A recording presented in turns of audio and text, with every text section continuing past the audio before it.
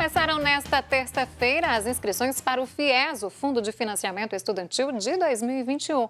Os cadastros devem ser feitos até 29 de janeiro, próxima sexta-feira. E de acordo com o Ministério da Educação, vão ser 93 mil vagas este ano. As inscrições podem ser feitas no portal do FIES. E o resultado da seleção vai ser divulgado no dia 2 de fevereiro. Em caso de pré-seleção para uma vaga na chamada única, o candidato terá o período de 3 a 5 de fevereiro de 2021 para complementar a sua inscrição.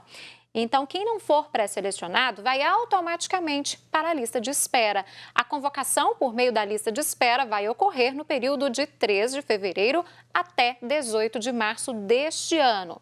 E pelo regulamento do programa, os candidatos pré-selecionados na lista de espera deverão complementar a inscrição no prazo de 3 dias úteis, contados do dia subsequente ao da divulgação de sua pré-seleção no FIES Seleção.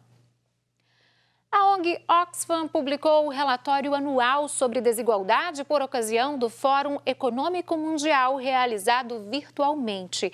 De acordo com o texto, os bilionários saíram sem prejuízos desta pandemia. A organização não governamental Oxfam considerou que as grandes fortunas do mundo saíram ilesas da pandemia, até mais fortes, e renovou o apelo para a criação de impostos sobre riquezas. No relatório anual sobre desigualdades, a ONG disse que em apenas 9 meses, as 1.000 maiores fortunas do mundo já haviam recuperado as perdas econômicas causadas pela pandemia.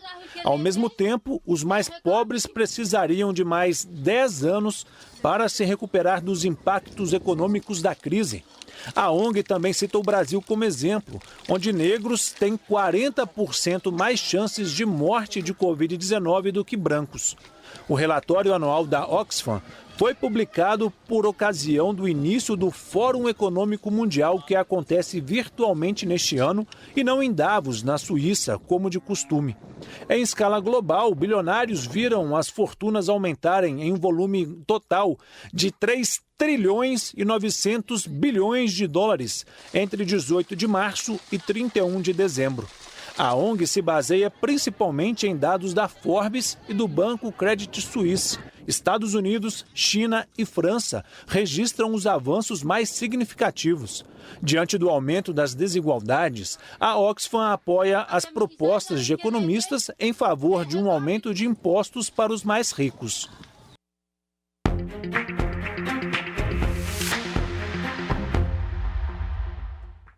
Já estão em vigor as novas regras para pagamento de pensão por morte e também para aposentadoria. Desde o dia 1º de janeiro estão valendo novos prazos para o recebimento dos benefícios. E hoje nós vamos falar das mudanças nos casos de pensão por morte. Bom, e para explicar sobre, então, as principais mudanças ocorridas, eu converso agora com a advogada Juliana Bento. Bom dia, doutora Juliana, bem-vinda mais uma vez. Bom dia, sempre bom estar aqui. Primeiro, antes de falarmos sobre essas mudanças, eu queria que você explicasse para quem está em casa sobre esse benefício, do que se trata de fato e quem tem direito a ele. Pensão por morte é um benefício pago aos dependentes, né, que são sobreviventes, e eles são pagos, então, para os pais, para irmãos, para filhos, que são sobreviventes aí. No caso de uma pessoa falecer, os dependentes que têm direito a esse benefício. Agora, doutora, que mudanças são essas que a gente falou que já estão valendo, então, desde o dia 1º deste ano? Pois é, esse benefício, as principais mudanças que ocorreram foram principalmente quanto ao valor e ao tempo ao que ele vai ser pago. O que aconteceu? Antes da reforma, ele era pago sempre num valor de 100% do que, por exemplo, um aposentado estava recebendo.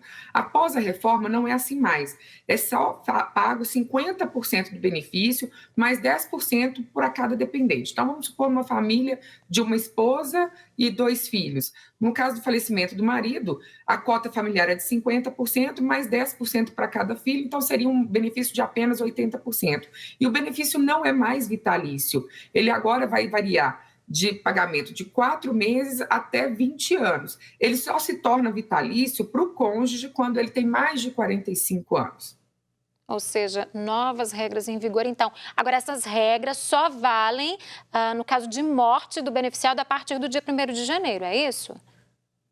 Exatamente, somente depois dessa data. Antes, não. As regras todas, elas só vão ser aplicadas após janeiro. Então, antes disso, não vai valer essa regra, vale a regra antiga. Então, o valor do benefício, ele vai variar de acordo com a data do falecimento.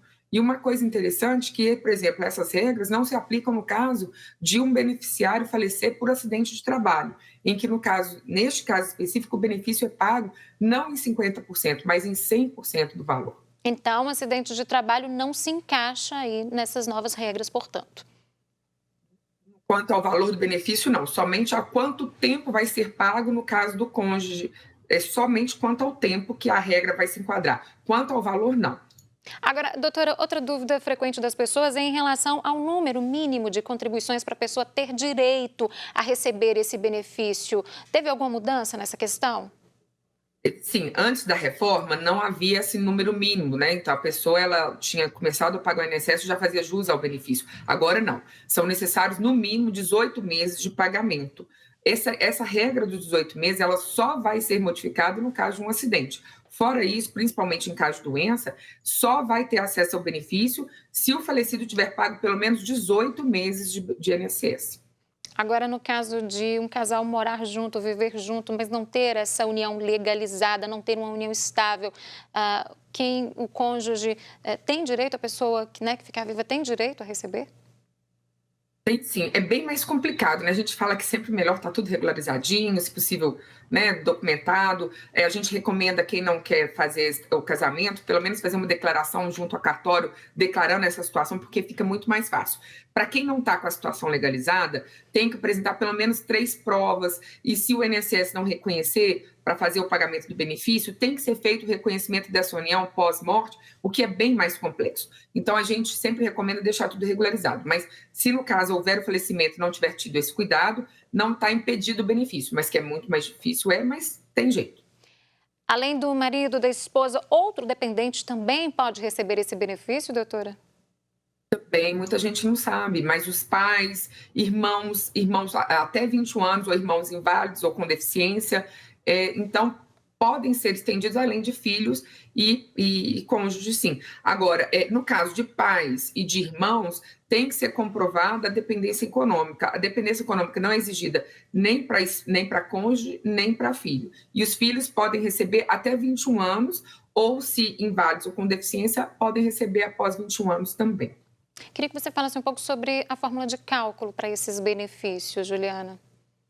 Pois é, o benefício, por exemplo, um segurado, quando ele estava recebendo a pensão, era sempre 100%. Agora, não, como eu expliquei no início, mas para quem, por exemplo, não estava aposentado, estava trabalhando. Antigamente era feita uma média e essa média era paga no importe de 100%. Hoje não mais. Hoje é feita a média e esse benefício vai ser pago até 60%, vai ser pago em 60% se essa pessoa tiver pago o INSS em menos de 15 anos, no caso de mulher, né? Ou homem, em menos de 20 anos. Só passa da cota de 60% se tiver trabalhado mais de 15 anos e cada ano trabalhado além de 15, no caso de mulher, conta 2%. Então, por exemplo, uma mulher que faleceu e ela tenha trabalhado 20 anos. Aí a pensão dela vai ser feita uma média, será calculado 60% mais 10%, 2% por cada ano trabalhado. Então, modificou bastante a fórmula de cálculo relativamente a antes da reforma. O benefício ficou menor. E uma coisa importante, que o cônjuge não recebe também o 100% do benefício se ele tiver uma outra aposentadoria, por exemplo, porque o benefício pode ser acumulado, mas ele vai receber só parte desse benefício, de 80% a 20%. Qual que é a documentação essencial de a pessoa separar no momento de ela requerer esse benefício, Juliana? Vai ter que ter a comprovação do óbito, certidão do óbito, a comprovação da dependência no caso do cônjuge, certidão de casamento, certidão dos filhos, comprovante de endereço. Vão ser esses os documentos básicos, que são bem mais simples no caso de, por exemplo, quem é filho ou cônjuge. No caso dos pais e dos irmãos, vão ter que ter pelo menos 3 provas de dependência econômica. E que é importante, por exemplo, tem que ter comprovação, por exemplo, de uma conta que é paga. Então, no caso de filhos e cônjuges, são esses documentos básicos, comprovação dessa relação e a comprovação do óbito. Bom, nesse primeiro momento, com certeza, muitas dúvidas vão surgir. O ideal é que a pessoa procure uma orientação profissional para ajudá-la aí na organização de toda essa documentação, esclarecer as dúvidas também, né? Com certeza, sempre a ajuda de um bom profissional, né, um especialista em direito previdenciário, é sempre muito boa, até para que a pessoa não sofra nenhuma lesão.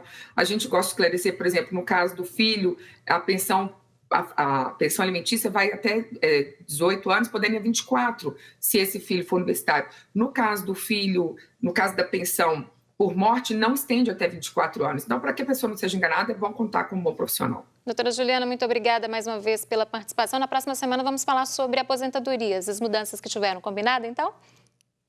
Estamos juntos. Grande abraço.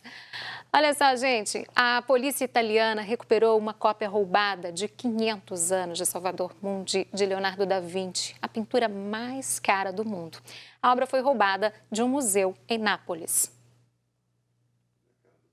Um resgate valioso. A polícia italiana encontrou uma cópia de 500 anos de Salvator Mundi, de Leonardo da Vinci.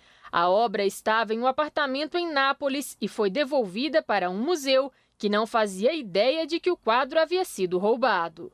O dono do imóvel foi preso sob suspeita de ter recebido bens roubados. Retratando Jesus Cristo com a mão erguida em uma bênção e segurando uma esfera de cristal, a pintura faz parte da coleção do Museu Doma, na igreja de São Domenico Maggiore, em Nápoles. É uma cópia da famosa obra de Da Vinci, que em 2017 se tornou a pintura mais cara já vendida, alcançando 450 milhões de dólares em um leilão. O Horizonte Notícia fica por aqui. Para você rever esta edição, entre no nosso site. Nós estaremos de volta amanhã às 8h30. Fiquem com Deus, uma ótima quarta e até lá. Tchau, tchau.